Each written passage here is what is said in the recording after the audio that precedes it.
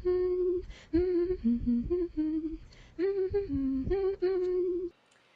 I want to talk about Enneagram 6 and Enneagram 9 and any sort of misidentification that might happen between the two. Over the past couple of months, I've talked to 3 different people who were struggling between these 2 types, and I thought it might be helpful just to talk about some of what the crossover is and some of what the differences are to help anybody who might be struggling with that. In those conversations I've had with those individuals, there was one key theme that kept coming up over and over again, which is the word anxiety. You could substitute for that word doubt or indecision, but that theme just kept reoccurring between people, regardless of whether they ended up a 6 or a 9, in what their struggle was between the two. Both types do find themselves struggling with that. I think what the important thing to do when we look at anxiety, though, because of course we could look at types 1 through 9 and say any of those types could be prone to anxiety, but which ones are most prone and why are they prone to anxiety? So looking at 6 and 9, which I think are probably more prone to anxiety than some of the other types, they definitely have different motivations. So first, let's look at 6 and talk about why 6 is prone towards anxiety or doubt or indecision. Usually for 6, that comes from the place of security and trying to find security in something larger than the self. Most 6s look for that in order to feel safe and in order to feel secure, but their growth, of course, is in realizing that they can find security within themselves and that they don't need to look to a larger than the self piece in order to find that. A lot of times we see that with 6. There's so many varied areas. I think this is one reason sometimes people get 6 wrong a little bit, or they stereotype 6 by not seeing the sheer variety that we see 6 exercise that need for security. So that could be anything from a corporate environment and looking to that corporate structure or their boss for security. That could even look like any sort of, sometimes I even see it with sports, like sports fans that are very into that safety they find in the collective, like Cubs fandom. And as silly as that sounds, it's true. They do feel that sense of belonging or that sense of safety among other people who share that larger covering. This is of course true in an extreme example when we look at gang culture and seeing that 6s are actually very prone towards that and towards seeing this sort of loyalty or family culture that they can find in something like a gang culture. We see it also in like religious organization. We see it in even style or like social culture types of groups, whether it is like punk rock that someone sees being involved in and surrounded by other people who share that, that's this larger than the self security piece of I belong here. And when 6s don't have that, whether it's corporate or family or religious or social, when they don't have that, they feel like, what will happen to me? Or am I safe without that larger than the self security piece? Now switching to 9, 9s feel anxiety for a very different reason. When we look at the core sin of 9, it's apathy. And I think it's important to draw a line between apathy and anxiety and understand how apathy can cause anxiety. When we look at Enneagram 9 and the way that they tend to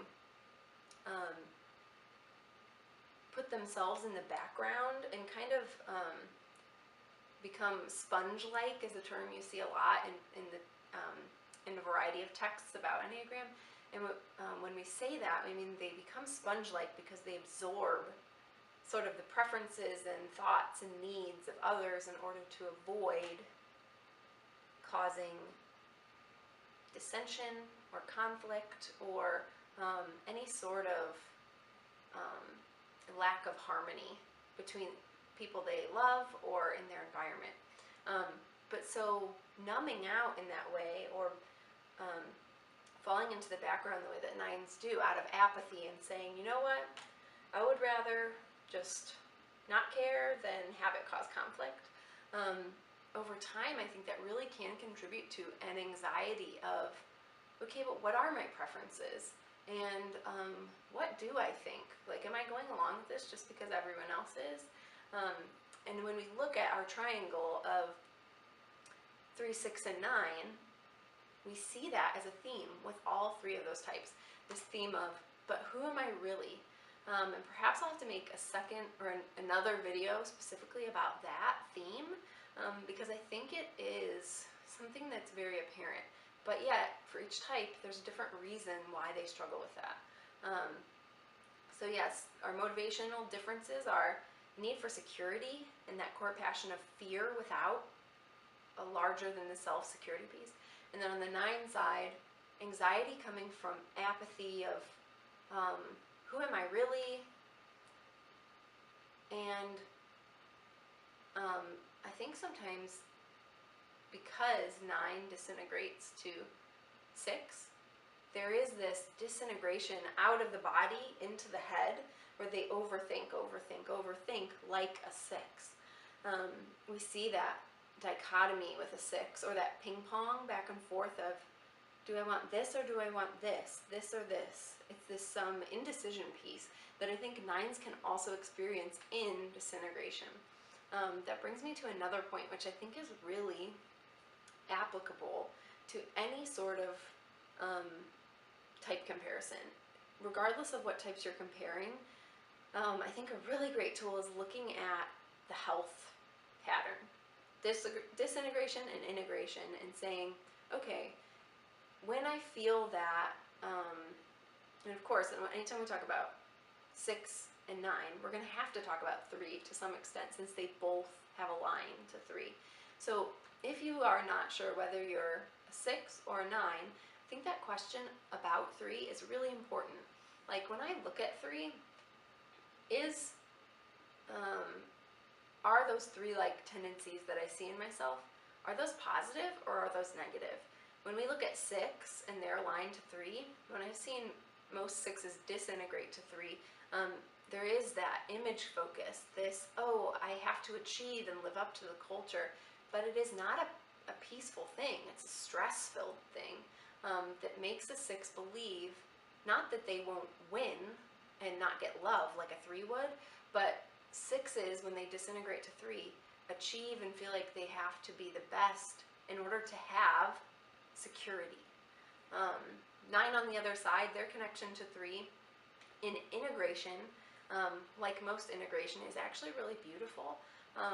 For a 9 to connect to 3 looks almost like this perfect example of servant leadership, because 9s are so others focused, which truly is a detriment to them.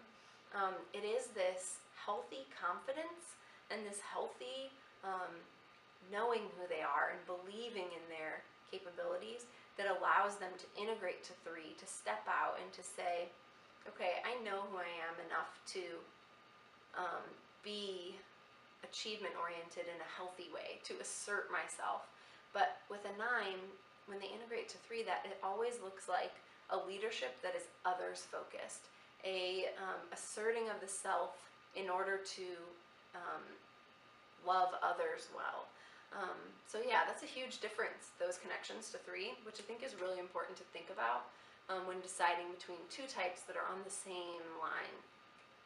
One other thing that I want to close with is a difference between 6 and 9 that still is rooted in motivations, but I think is a little bit more visual, or like we see it when we look at these types. It's a little bit more action related, and that is they each have a trait that they do not share with each other. 6s are what we'd call reactive, and 9s are what we would call withdrawn. These traits do not cross over between them. The only Enneagram type that is both reactive and withdrawn is 4. So let me explain a little bit what I mean by reactive. The reactive types are 4, 6, and 8, and generally what reactivity means is that they're types who respond. They feel like they need to respond, oftentimes without thinking, and it is this, I think that what that really looks like is a passion to engage. And 4, 6, and 8 all have that reactive quality. That doesn't always have to be verbal. Sometimes reactivity is physical. And I think that especially manifests in 6 when we're talking about the counterphobic side of things. Or, I mean, even on the phobic side of things, in that even if in fear, they need to respond. 9, on the other hand, does not share that trait. Because 9s are withdrawn, they tend to put themselves in the background and not feel like they need to respond right away, especially not without thinking. I think it would be safe to say that withdrawn can be a synonym for introversion. That does not mean that all introverts are a 4, a 5, or a 9. When we look at the correlation between Myers-Briggs and Enneagram, we see introversion and extroversion dispersed throughout, but with specific pockets where they usually fall. 9 is a type that is usually predominantly introverted. 6 is a type that's pretty split between. We have just as many introverts as extroverts who type as a 6. And a lot of times even that correlates to wing. If you might have a 5 wing, a 6 with a 5 wing, then you would be more prone towards introversion, since 5 is a withdrawn type. 6s with 7 wings would be more prone to extroversion because 7 highly correlates to extroverted types. Now there are some exceptions, especially if you might consider yourself ambiverted, or in regards to Myers-Briggs, you find yourself somewhere in between. That could apply even to types like ENTP or INFJ, which even Myers-Briggs describes as being sort of on the line between introversion and extroversion. I think INFJ is called the most extroverted introvert, and ENTP is called the most introverted extrovert. Did I say that right? But anyway, so 9, predominantly introverted, and that is that withdrawn piece. Because 9s are tend to put themselves in the background, and since they tend to be apathetic about engaging, that is where that withdrawn piece comes in. Even in my photo interview project, I had 3 9s that I interviewed, and each one of them spoke to this fear as almost their greatest fear of ever being perceived of as loud or obnoxious or annoying. And each of them, I think 2 of them used the word annoying and 1 used the word obnoxious, but that's so telling. Just that they would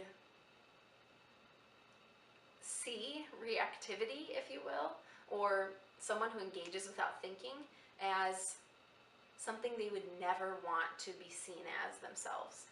So I really think 9s err on the side of, you know what, if you don't have anything to say, don't say anything at all. Yeah, so those are the core differences, I would say, between 6 and 9. Always start with motivations, but there's more to it than that. If you want to check out that photo interview project that I mentioned in regards to 9s, I'll put the link below. It's one that I did about, is it 2 years ago? I think I published it maybe a year and a half ago, but it's on the Enneagram Girl WordPress blog, so you can check it out there if you'd like. Thanks so much for tuning in.